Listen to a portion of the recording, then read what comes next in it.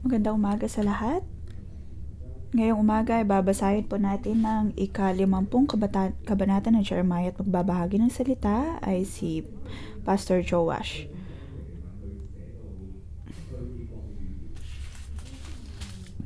Naniniwala po tayo na si Jeremiah, ito na ang huling bahagi ng kanyang propesiya.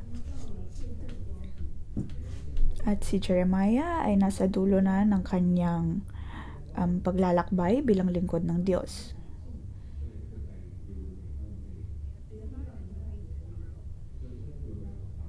Dito makikita natin ang pagdedesisyon ng mga Israelita na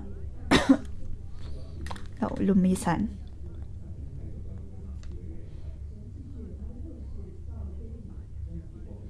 Naroon na ang Diyos ay patuloy na nagbibigay inspirasyon kay Jeremiah.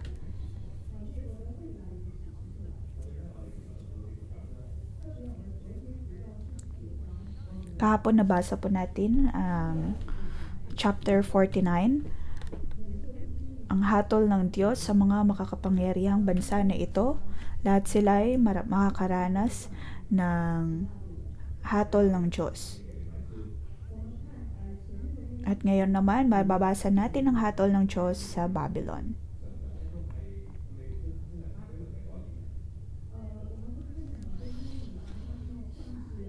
Sa maraming beses, si Jeremiah ay tila naging tagapagsalita ng Babylon,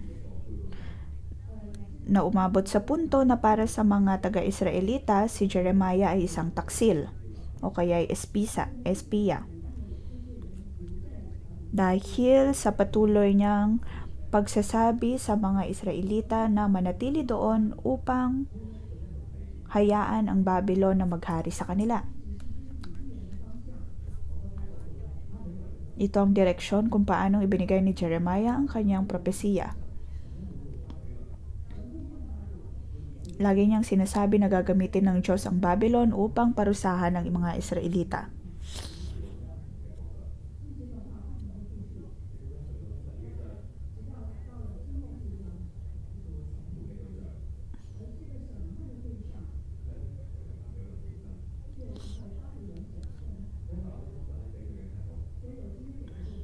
Nais po nating bigyan ng pamagat ang kabanatang ito na ang pinakamakapangyarihang kamay ay nasa Diyos pa rin.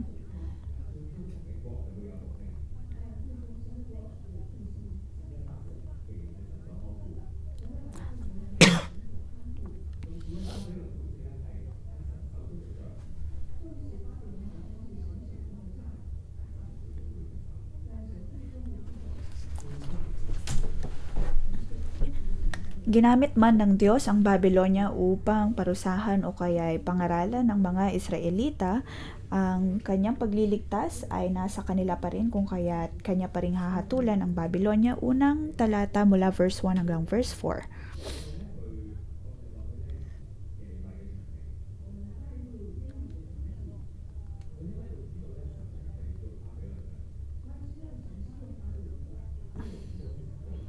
Alam niya Jeremiah na laging ginagamit ng Diyos ang Babylon.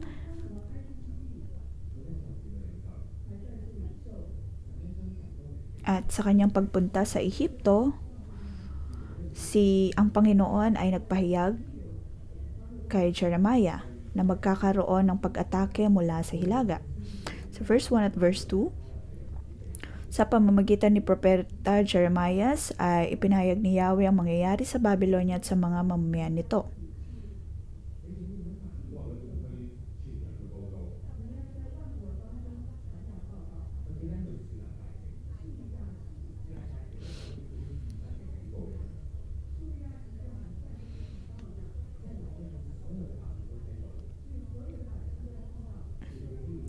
Verse 2, ipahayag mo sa mga bansa, wala kang ililihim, ikalat mo ang balita. Kanilang itataas ang kanilang mga bandila bilang pagpapakita na mayroong digmaan. Ang Babylonia ay masasakop, ang Bel ay malalagay sa kahihiyan, manlulupaypay ang Merodach at ang mga Diyos-Diyosan sa Babylonia. maging ang mga Diyos-Diyosa ng Babylonia ay magkakaroon ng kahihiyan. Lahat ng mga bansa ay dapat na matakot.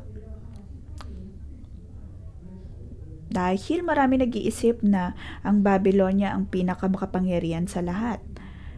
Pagdating sa kayamanan, sandatahang panlakas, ang lahat ay takot sa kanila. Ngunit sa verse 3, sinabi ni Jeremiah dito, sapagkat isang bansang mula sa hilaga ang sumalakay sa kanya, gagawing isang disyerto ang kanyang lupain at walang tao hayop na maninirahan doon.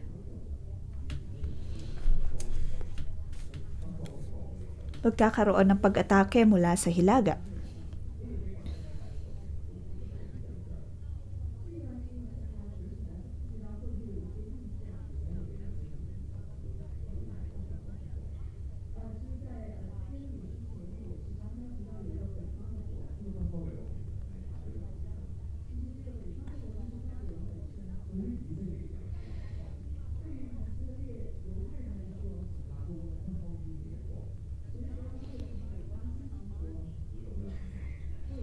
Sinasabi dito na magkakaroon ng kaharian o kaya bansa mula sa hilaga at sasalakay sa Babylonia.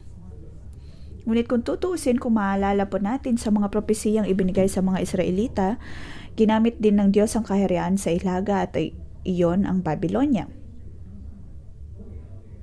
Sa parehong paraan, sinasabi din dito na mayroong bansa mula sa hilaga ang sasalakay sa Babylonia.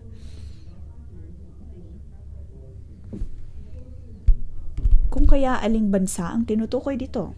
Iyon po ang Persia. Iyon po ang kahariang mula sa hilaga. Ngunit sa isang banda, ay ipinapakita din po nito na ang kamay ng Diyos, ang Diyos ang may hawak ng lahat ng mga bansang ito.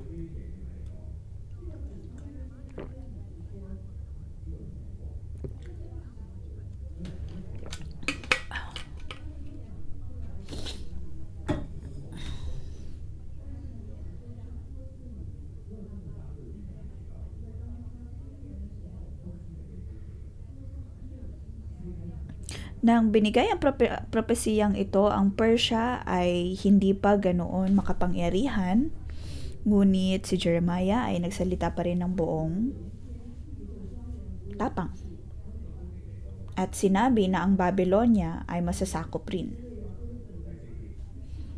Sa verse 4, sinabi ni Yahweh, pagdating ng panahong iyon, lubuluhang magsasama-sama ang mga taga-Israel at mga taga-Juda at hahanapin nila ako na kanilang Diyos.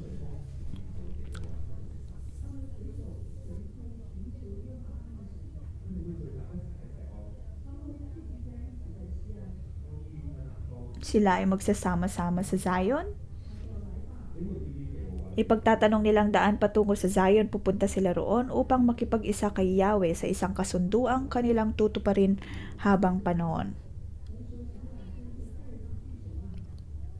Sinasabi dito na ang mga hinirang ng Diyos ay magsasama-sama. Sila ay makikipag-usap, makikipagniig sa kanilang Diyos. Ito ang simula ng revival.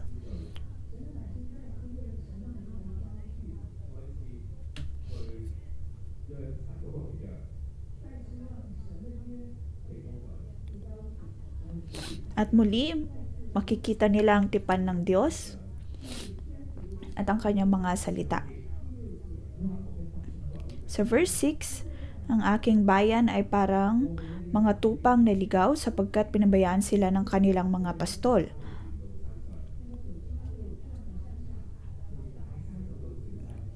Kaya lumayo sila, tumakbong papunta sa kabundukan, tinahak nila ang bundok at burol at nakalimutang magbalik sa kulungan.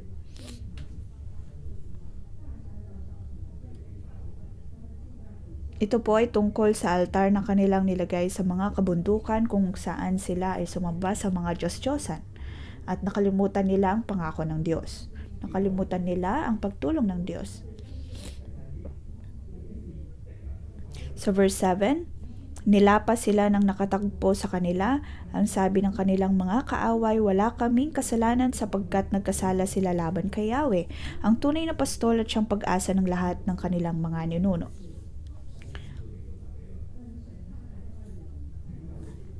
Ang kaparusahan ng Diyos ay nasa Babylon.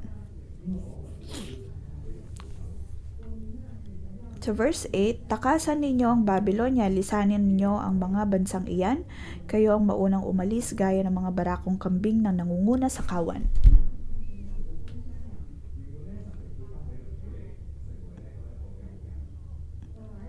Noong una ay pinili ng Diyos ang Babylon upang maging pastol.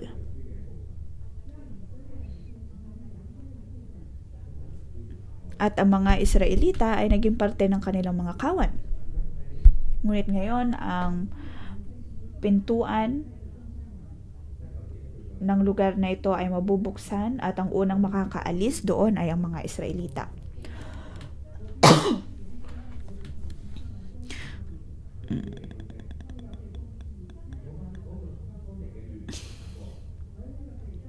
Verse 10, sasamsamin ng mga gamit ang mga taga-Babylonia at mananagana ang lahat ng makakakuha. Ito ang sabi ni Yahweh.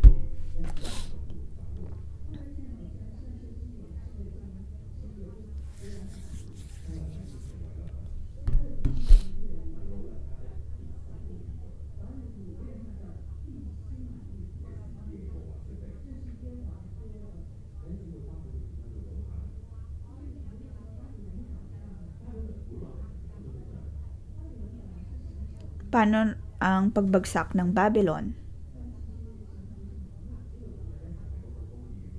Ang Diyos ay hindi bulag, ang Diyos ay makatarungang Diyos. Ang Babylon ay sumamba din sa mga Diyos-Diyosan. At ginamit nila ang pangalan ng Diyos upang atakihin ang mga tao. Dito sinasabi ng Diyos,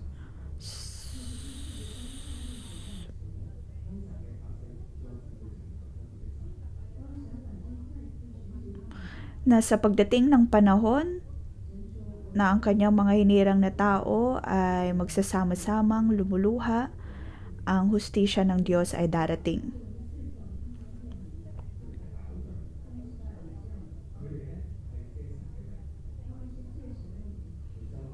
Paparusahan ng Diyos ang Babylon dahil sa kanilang pagsamba sa mga Diyos-Diyosan at paggamit ng kanyang pangalan upang manakit ng iba.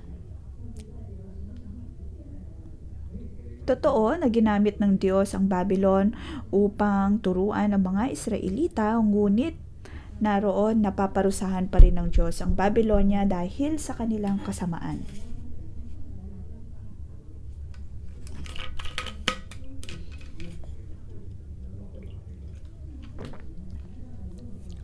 Ang Diyos ay makatarungan at makatuwirang Diyos.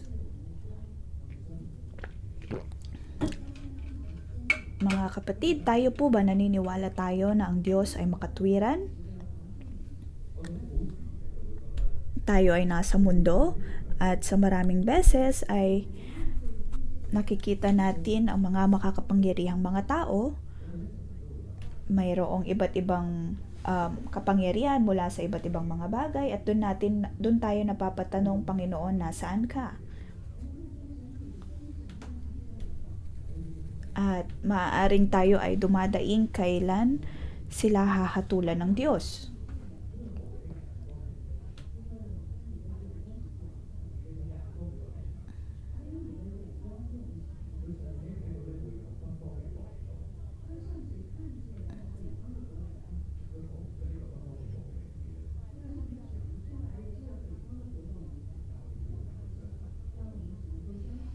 Dapat po tayong maniwala at magtiwala na ang Diyos ay hindi Diyos ng double standard.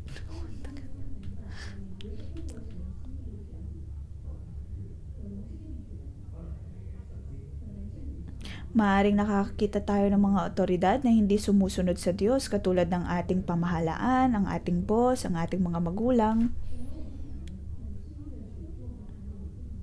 Pagkatapos ay binibilang natin ang kanilang mga kamalian. Ngunit sa pagkakataong ito, kailangan po nating paniwalaan na ang Diyos ay makatarungan at ang lahat ng kaparusahan mula sa Kanya ay nagpapatuloy at ang Kanyang pagtingin sa atin bilang mga tao, katulad ng kung paano niya tinignan mga Israelita ay pareho pa din. Dapat po tayong maniwala na ang Diyos ay makatwirang Diyos. Siya ay totoo at tapat sa kanyang standard. Sa maraming beses, maaring tayo ay nagtatanong, Panginoon, kailan ba lilipas ang mga grupong ito ng mga namamahala o kaya mga boss, mga kamanggagawa? Kailan ba matatapos ang mga kapangyarihan ng mga taong ito? Mga kapatid, dapat po tayong manampalataya na ang Diyos ay makatwiran. Lagi po niya tayong kasama.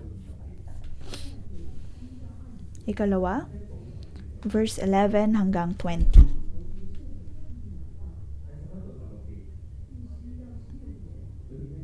Ang pagpapatawad ng Diyos ay paniguradong darating.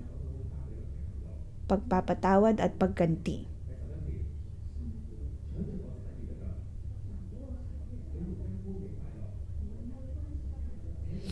Bagamat kayo ay nagkakatuwaan at nagkakasayahan kayong kumuha ng aking mana, bagamat nagwala kayong gaya ng babaeng baka sa damuhan at humalinghing na parang kabayong lalaki. Ito po ay tungkol sa makapangyarihang Babylon.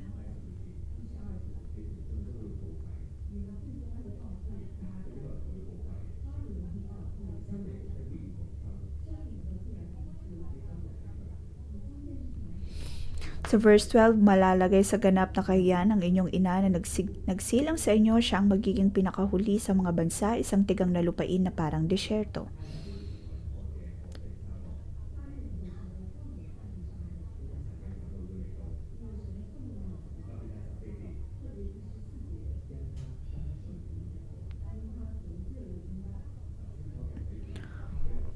Sabi sa verse 14, humanay kayo sa palibot ng Babylonia, humanda kayong mga manunudla, patamaan ninyo siya at huwag magsasayang ng palaso sapagkat siya ay nagkasala laban kay Yahweh. Humiyaw kayo ng pagtatagumpay laban sa kanya, siya ay sumuko na. Bumagsak ng kanyang mga pader at nadurog, ito ang ganti ni Yahweh. Magganti rin kayo sa kanya, gawin ninyo sa kanya ang tulad ng kanyang ginawa. Pigilin ang bawat manghasik sa Babylonia, gayon din ang bawat mga aning may dalang karit. Ito po ang paghihiganti ng Diyos. Dahil ang Babylon ay nagkasala sa harapan ng Diyos.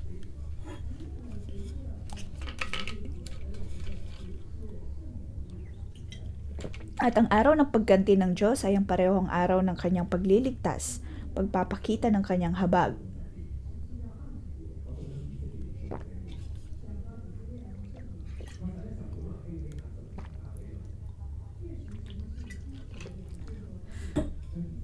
Sa pagganti ng Diyos sa Babylonia, darating ang pagpapatawad ng Diyos para sa Israel. Verse 18, kaya nga ganitong sinasabi ni Yahweh na makapangyarihan sa lahat, paparusahan ko si Nebuchadnezzar ang hari ng Babylonia at ang kanyang bayan tulad ng pagpaparusa ko sa hari ng Assyria. Ibabalik ko ang Israel sa kanyang pastulat at manginginain siya sa bundok ng Carmelo at sa kapatagan ng Bashan, sa kaburulan ng Ephraim at Gilead ay mabubusog siya.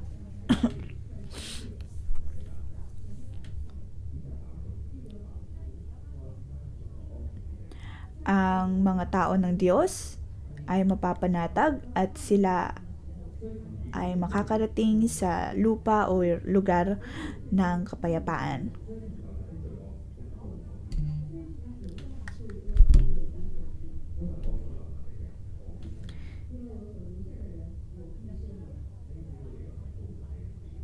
Sinasabi ng Diyos dito ng mga taong kanyang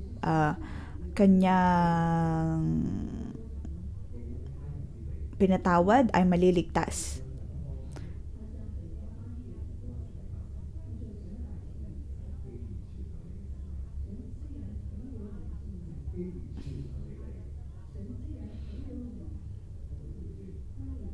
Pinapakita ng Diyos dito na kanyang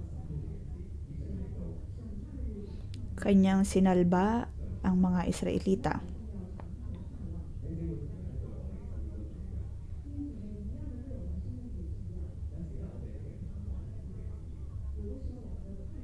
May mga pagkakataon ng ating pag-asa ay maaaring nawawala at hindi natin alam kung hanggang kailan tayo maghihintay. Tulad ni Jeremiah. Marami akong naririnig ng mga kapatiran, kailan matatapos ang librong ito? Dahil napakahaba, 52 na mga chapter. Puro pagpaparusa, puro pagdidisiplina, puro paggalit, puro pagdaing sa ating puso, sa ating buhay sa maraming beses. Tayo man din ay nagkakaroon ng problema pagdating sa pag-asa sa pananampalataya. Maharap tayo ng mga paghihirap, ng mga pag-atake. At harapin din natin ang ating mga buhay. Para bang walang daan palabas sa ilang na ito ng buhay dahil nagpapatuloy tayo sa mababang parte na ito ng ating buhay, tulad ni Jeremiah. Ngunit mga kapatid, dapat po nating makita ang kondisyon ni Jeremiah. Nagpatuloy siya sa pangungusap para sa Diyos. Ngunit bandang huli siya ay napunta sa Ehipto.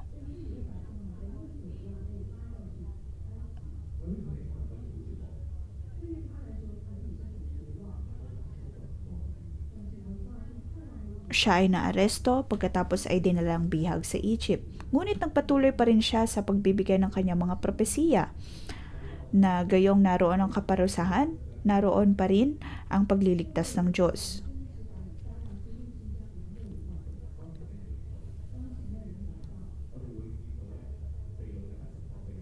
Tulad ng ating pagtanggap ng pagkitain ng iglesyang ito, Isaiah 61 verse 1, makikita po natin ang mga bihag at makikita pa rin natin ang pagganti ng Diyos, pagpapalaya ng Diyos. Dapat po nating panghawakan ang mga salitang ito at magkaroon ng pag-asa. Tulad ng kung paanong pinanghawakan ni Jeremiah ang pag-asa nagmumula sa Diyos at ang pagliligtas nagmumula sa Kanya.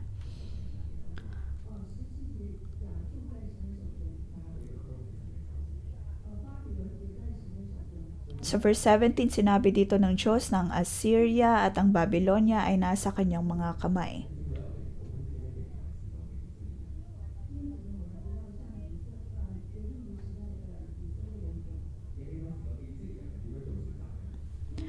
Tayo po ay mayalin tulad sa mga Israelita sa mga panahong iyon. Paano tayo magdedesisyon? May mga pagkakataon na kung sino ang malakas, doon po tayo umaasa. Kung sino ang may pera, may kapangyarihan, doon po tayo pumupunta.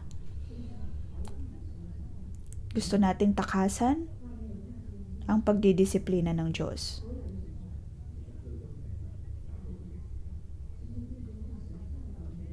Ngunit mapapansin natin na ang lahat ay nasa kamay pa rin ng Diyos.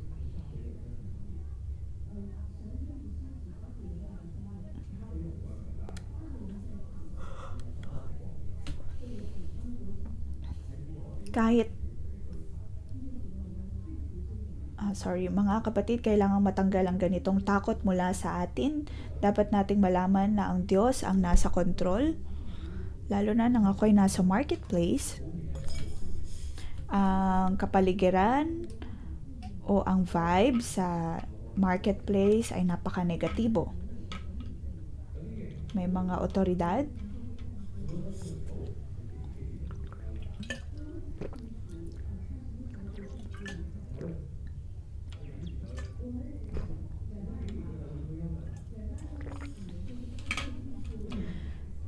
meron kami mga katrabaho na papuntang magre-retiro na.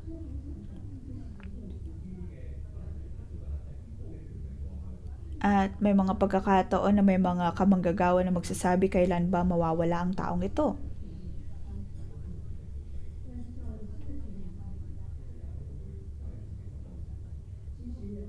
Ngunit sa pagdating ng panibagong otoridad, maaaring naroon na malulungkot pa rin ang tao.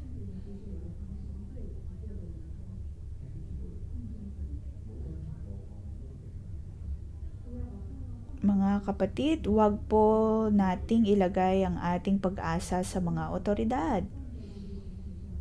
O kaya'y magalit din sa kanila. Huwag po nating kalimutan na tayo ay nasa kamay pa rin ng Diyos. Ang pagpaparusa ay nasa kamay ng Diyos. At maging ang pagpapatawad at pagliligtas ay nasa kanyang mga kamay. Tulad ng kung paanong ang Assyria at ang Babylon ay wala lang rin kumpara sa kapangyarihan ng Diyos. Mga kapatid, dapat po tayo magkaroon ng pag-asa.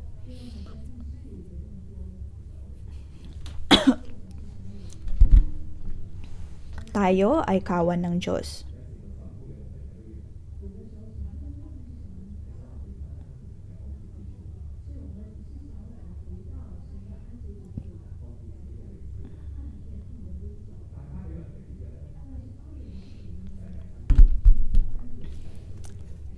Ikatlong bahagi, verse 21 hanggang 46.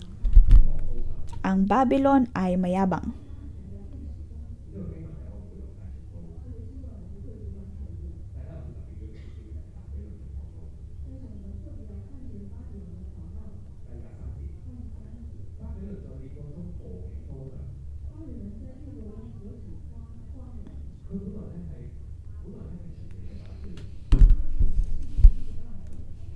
Ang Babylon ay isa sa mga pinakamakapangyarihang bansa doon, ngunit darating ang pagkakataon na sila ay mawawasak.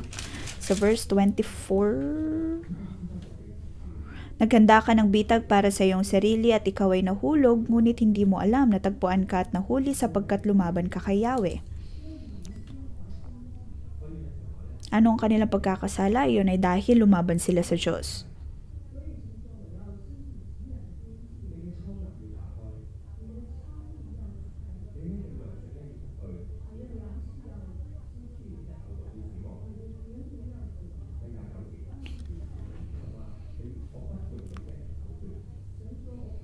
Verse 29, sabi ni Yahweh, tawagin ninyo ang lahat ng namamana upang salakayin ang Babylonia. Magkuta kayo sa palibot niya, huwag ninyong pabayaang may makatakas.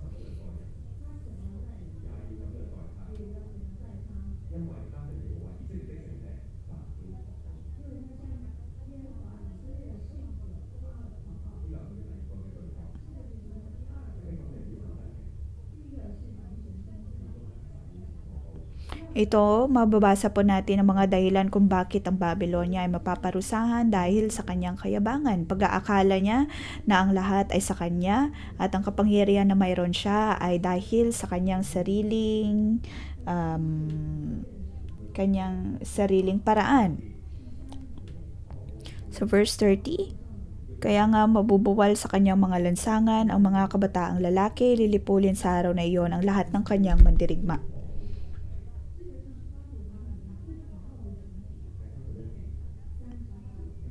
Makikita po natin dito ang mga mayayabang na tao sa Babylon.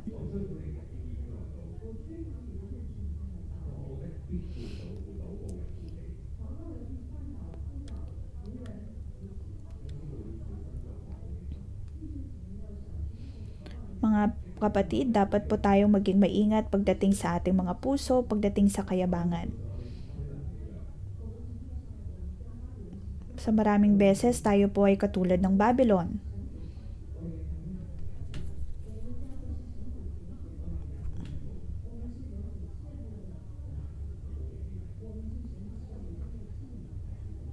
Tayo ay nasa kamay ng Diyos. Tayo po ay dapat na maging maingat pagdating sa kayabangan. Dahil sa kayabangan, ang buong Babylon ay nasira. Mga kapatid, isang araw kung tanging nakikita lamang natin ang ating sarili, pagkatapos ay sinasabi lamang natin ng lahat ng meron tayo ay dahil sa ating sarili, nakakalimutan natin ang habag ng Diyos, nakalimutan natin ang kanyang kabutihan,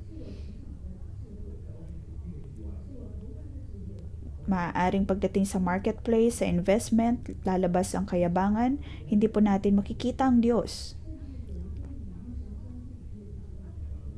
At maaaring ito'y tila paglaban na din sa Diyos.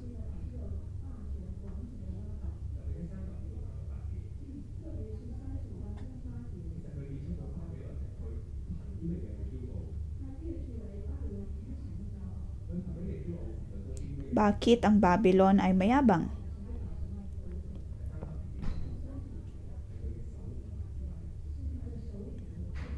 Sa verse 35, nakaamba ang isang tabak laban sa mga hukbo ng Babylonia, laban sa nanirahan sa Babylonia at sa kanyang mga pinuno at mga matatalino. Sinasabi ng Diyos sa verse 36,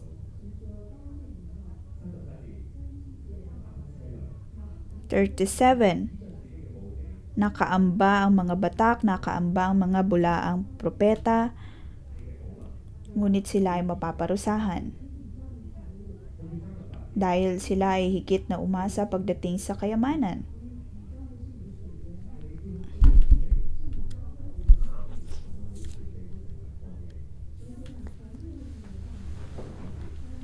Nabanggit po din dito na ang kanilang buong kaharian ay magiging tulad ng ilang o disyerto. At wala nang maninirahan doon. Wala nang maninirahan sa Babylon.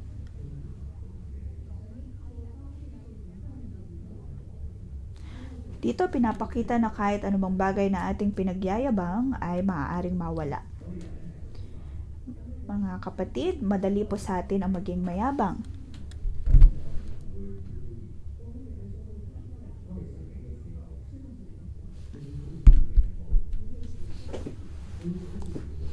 May mga pagkakataon na kung napakadali na ng ating buhay, ay nagsisimula po tayong magyabang. Pagkatapos ay magnanais na makilala ng iba, tingilain ng iba.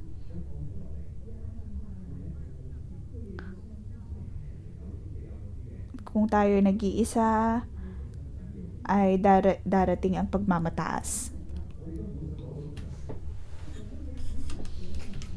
Lalabas din ang pagnanasa pagdating sa kapangyarihan, pagkakaroon ng mas maraming kagamitan, pagkakaroon ng higit na pagkilala.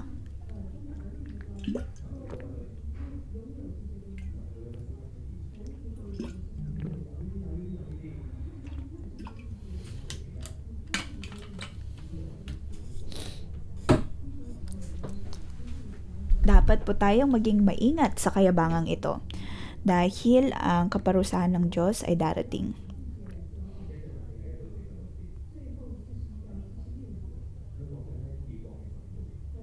Sa verse 31 hanggang verse 46, makikita po natin ang pagpaparusa ng Diyos.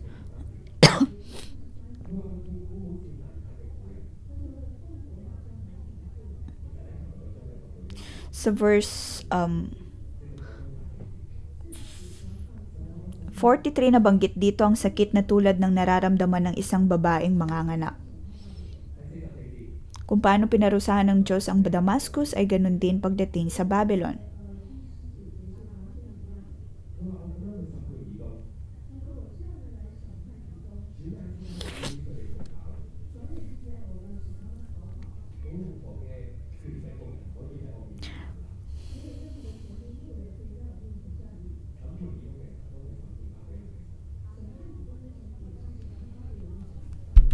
Ang Diyos na nagparusa sa Edom ay ang siya ding magpaparusa sa Babylon.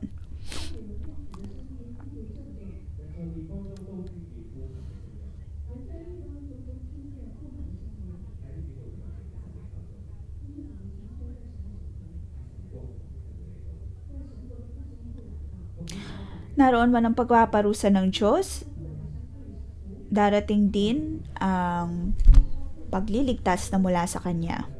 At ang kanyang mga hinirang na tao ay makakabalik. Mga kapatid, dapat po tayong pumasok sa kalooban ng Diyos. Huwag po tayong maging mayabang. Huwag magmataas. Sampalatayanan natin na ang Diyos pa rin ang may kapangyarihan. Nais ko pong sabihin ang tungkol sa revival na pinag-usapan natin kagabi sa prayer meeting. Ang revival na ito ay isang bagay na hindi pa natin nakita. Maaaring nagtatanong tayo kung magiging posible ba ang pagsasama-sama ng 10,000 mga kabataan upang magpuri sa Diyos. Hindi natin alam kung ito nga ba ay mangyayari.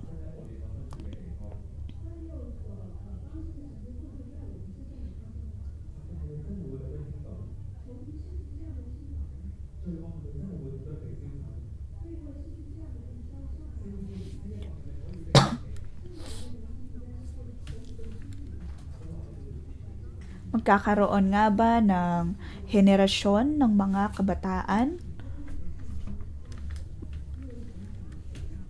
na magiging banal para sa Diyos? Kahit gaano pa man kasama ang kaaway, siya ay luluhod pa rin sa harap ng Diyos.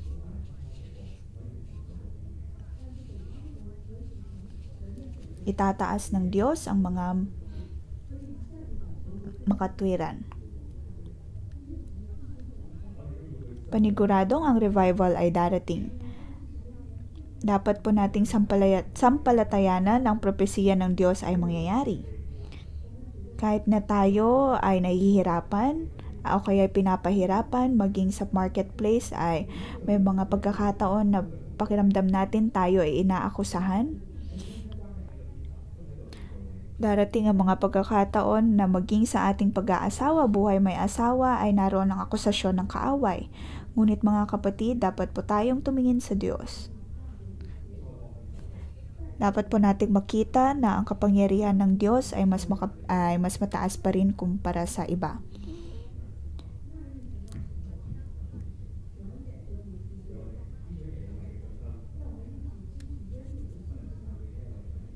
Tayo po ay magkaroon ng pananampalataya tulad ng pananampalataya na mayroon si Jeremiah. Purihin natin ang Diyos dahil siya ang nasa trono, siya ang ating hari.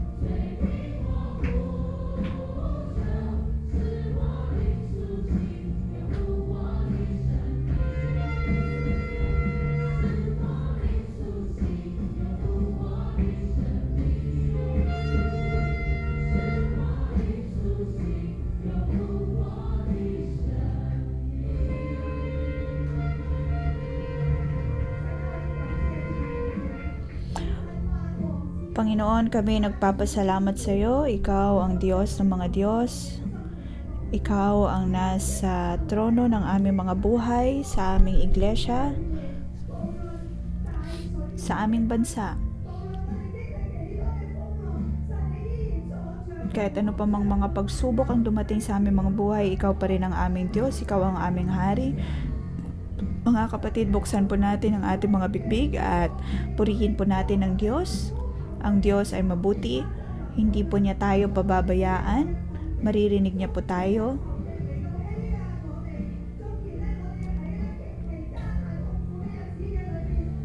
Kahit na naroon ang pagdating ng mga kaaway sa atin, ang Diyos ay makakasama po natin at purihin po natin ang Diyos.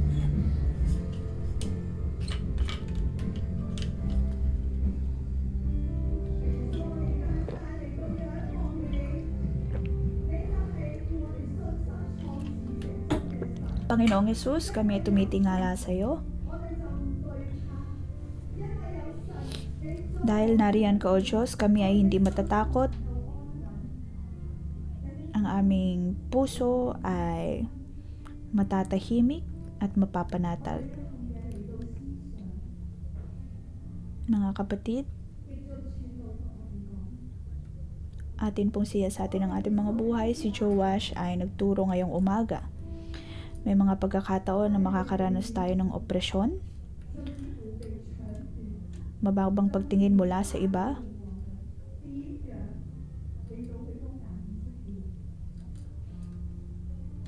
maaaring naroon ang pagtatanong tulad ng sa Babylonia, bakit kailangang atikihin ng Israelita?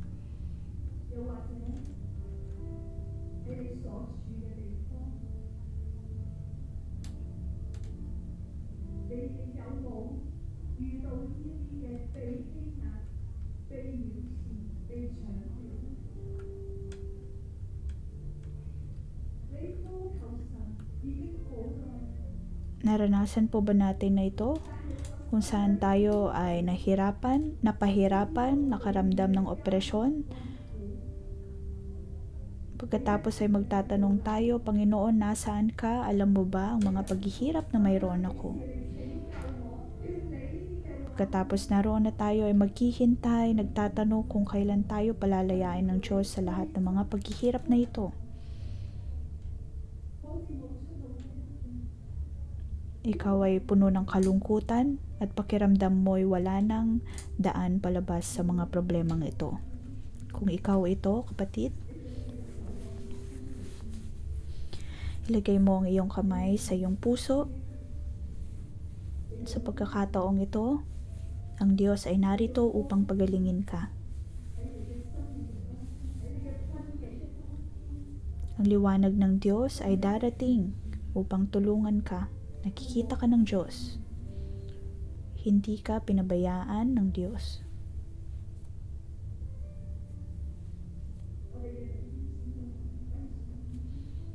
Mga kapatid, maaari po nating ipikit ang ating mga mata at sabihin sa Diyos.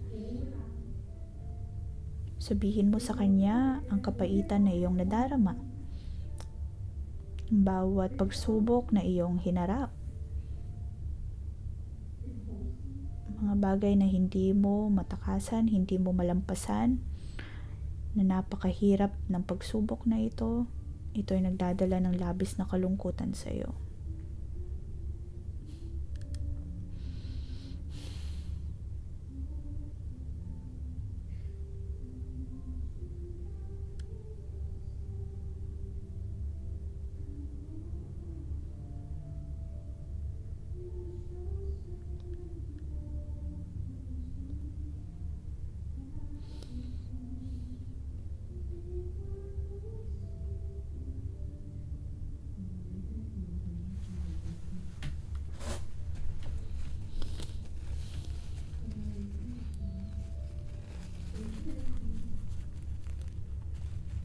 Panginoon, narinig mo ang bawat naming daing, ang bawat naming pag-iyak. Panginoon, narinig mo ang iyak ng bawat kapatiran dito. May mga pagkakataon na hindi po tayo makapagsalita, makapagbulalas ng nadarama. Dahil ang mga bagay na ito na hindi makatuwiran ay patuloy na nangyayari at binabaliwa lamang ng iba.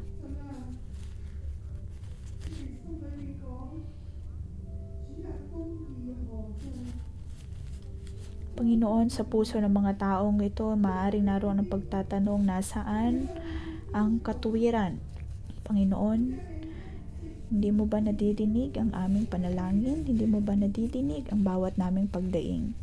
Ngunit bakit ganitong patuloy ang aming paghihintay?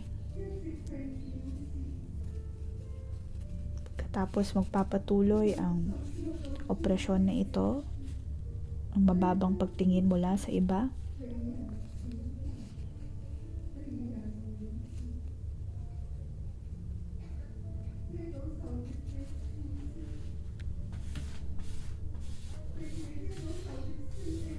pagkatapos ay tila dinig mo ang pagpapahiya ng kaaway.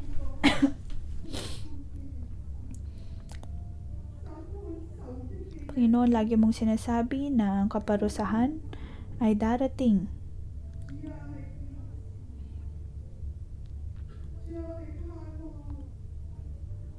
Ngunit Panginoon, kailan? Kailan darating ang lahat ng ito?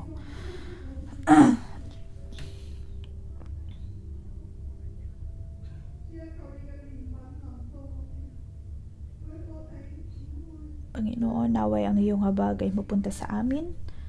Bawat kapatid na naglagay ng kanilang kamay sa kanilang mga puso.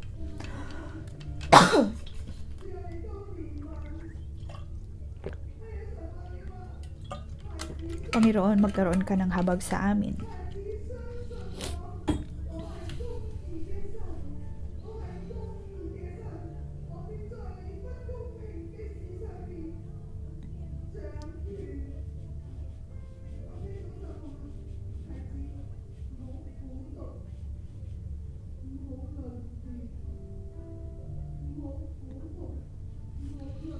Huwag po tayo mawala ng pag-asa.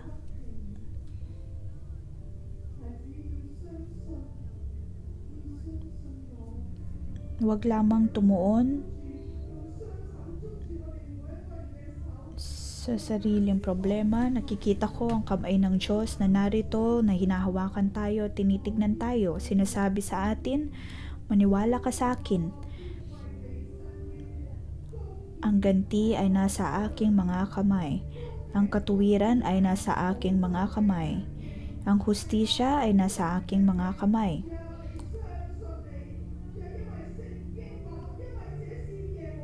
Sinasabi ng Diyos, maniwala sa Kanya dahil darating ang araw ng pagganti.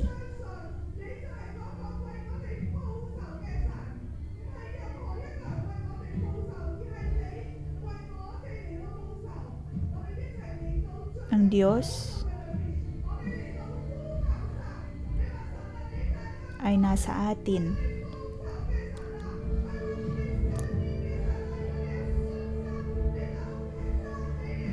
Ang Diyos ang siyang magtatanggol sa atin, ang siyang lalaban para sa atin. Tayo pa ay umiyak sa Diyos upang ang lahat ng hindi maayos na pagtrato ay haharapin ng Diyos. Ang Diyos ang magbibigay ng hustisya para sa atin.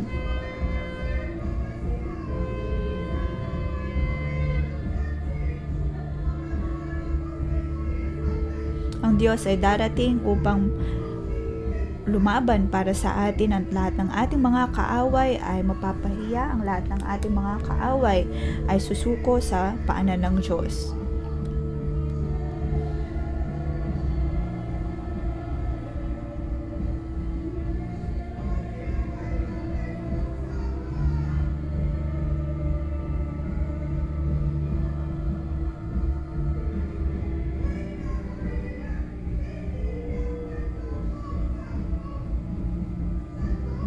Panginoon, Ikaw ay narito.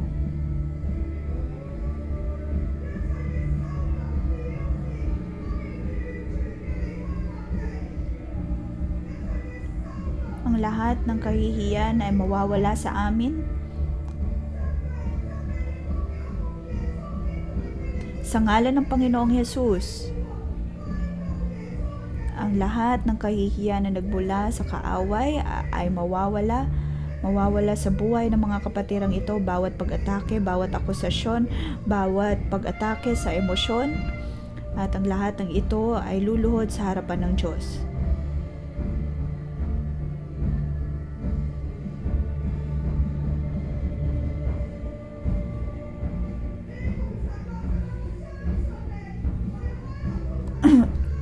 Sabihin po natin sa Diyos, Panginoon, kami ay naniniwala sa iyo. Ang lahat ay nasa kamay ng Diyos. Ang kapangyarihan ay nasa kamay ng Diyos.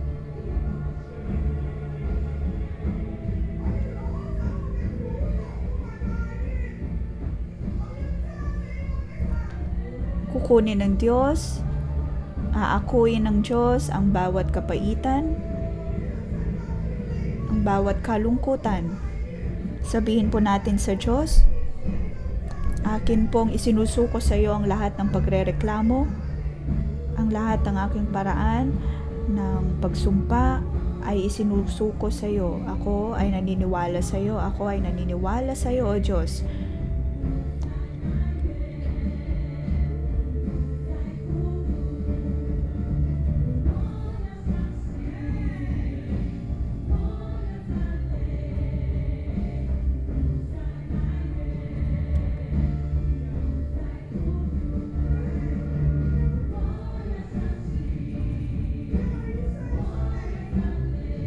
Panginoon, ako ay maniniwala sa iyo.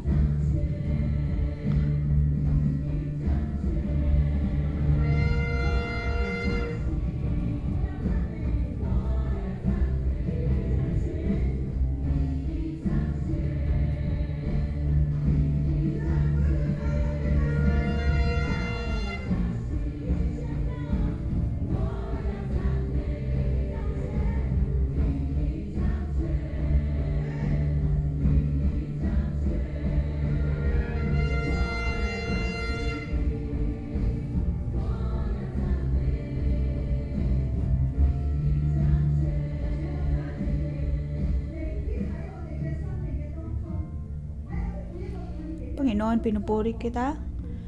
Kahit anong pa mang pagsubok na aming haharapin, ikaw ang magiging hari sa aming mga puso. Darating ang araw ng pagganti at ikaw ang Diyos na magtatanggol sa amin. At alam namin, O Diyos, na ikaw ang magliligtas sa amin. Tulad ng kung paanong pinangunahan mo ang Israelita, ang Ephraim ay ranas ng kapanatagan.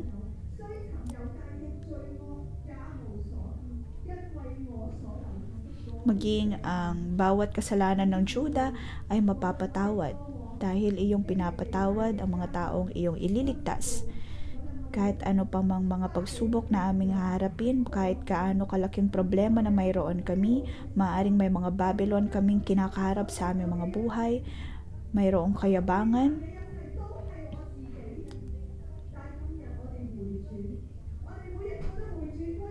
ngunit sa ating pagbabalik sa Diyos, panunumbalik sa Kanya, malalaman natin na ang lahat ay dahil sa habag at biyaya niya. Tulad ngayon kung paano tayo humihingi ng tawad sa Diyos, alam natin na tayo ay Kanyang patatawarin at palalayain. Sa Diyos ay meron tayong habang buhay na pag-asa. Hinayaan ng Diyos ang lahat ng ito na mangyari upang tayo ay makapanumbalik at magkaroon muli ng pananampalataya sa Kanya.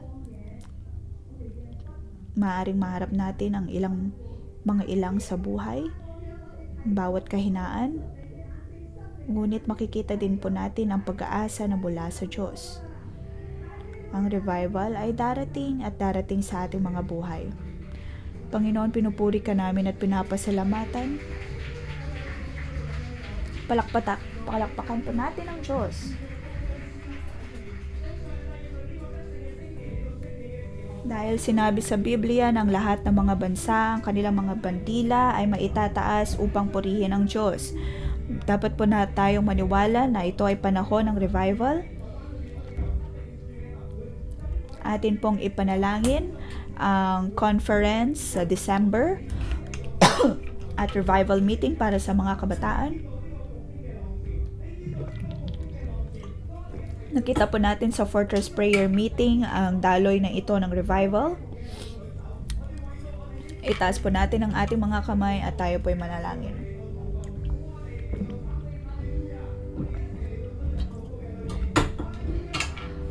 Tayo po ay pumasok sa panalangin. Hallelujah. Panginoon, pinapasalamatan ka namin dahil ang iyong banal na espiritu ang pupuno sa amin at ang iyong mga milagro ay mangyayari sa aming mga buhay.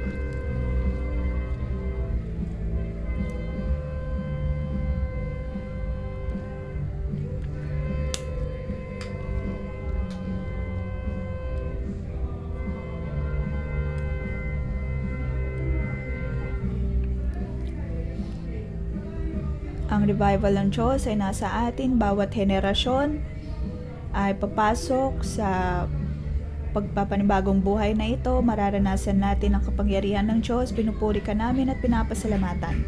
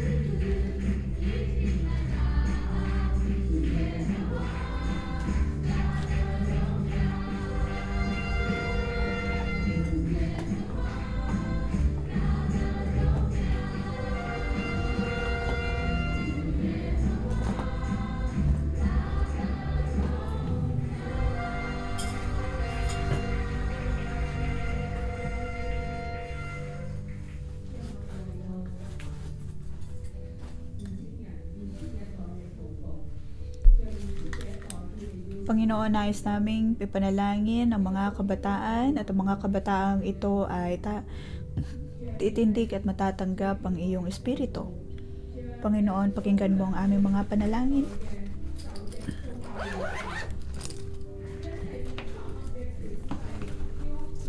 Na ang lahat ng mga bagay na kinuha ng kaaway sa mga kabataang ito,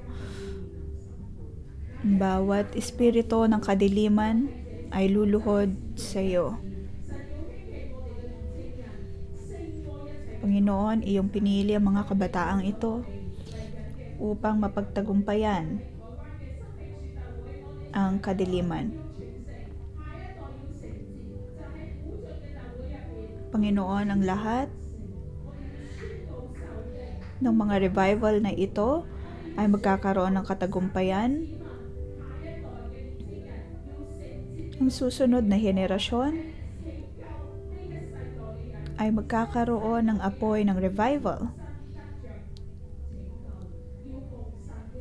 at magkakaroon ng kaligtasan, magkakaroon ng kapatawaran ng kagalingan. Panginoon, maraming salamat na sa aming patuloy na pagpasok sa revival na ito, ang mga kabataang ito ay makakatanggap ng iyong espiritu. Akin pong pinagpapala ang bawat isa. Alam namin, O Diyos, na sa pagkakataong ito, ang revival ay darating. Tayo ay pinili ng Diyos. Alam natin na tayo ay pinili ng Diyos, Panginoon, naway pagpalain mong bawat isa.